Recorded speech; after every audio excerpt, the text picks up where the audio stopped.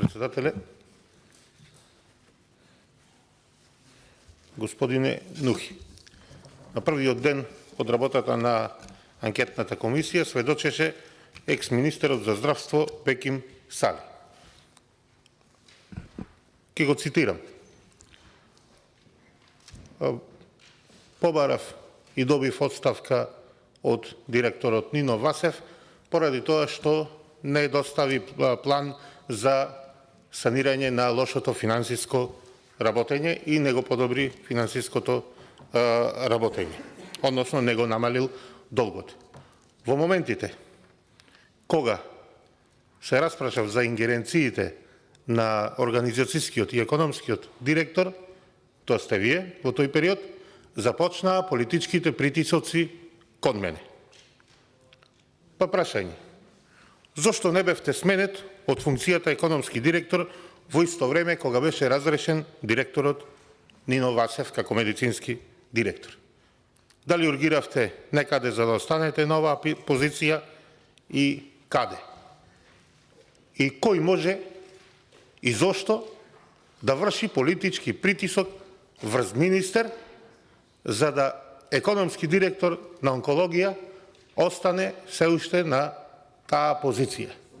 Зошто организацијски? Зошто сте за некого вие толку важен? Второ прашање.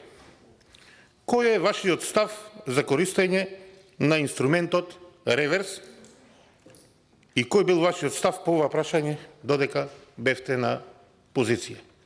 Бидејќи се земале лекови на реверс, се набавувале без распишување на постапка за јавна набавка. Трето прашање. Директорот Васев, кој пред малку сведочеше, се огради од тоа дека ја составувал пописната комисија.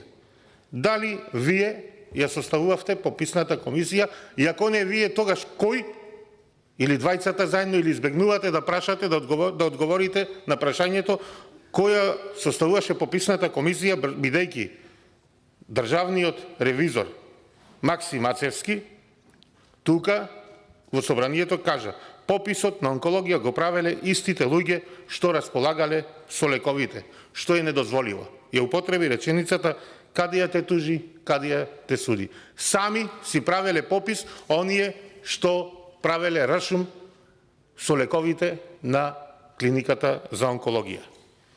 И уште едно прашање произлегува од еден исказ на неколку од сведоците кои тука, но жалам што не собраа храброст да го кажат тоа јавно.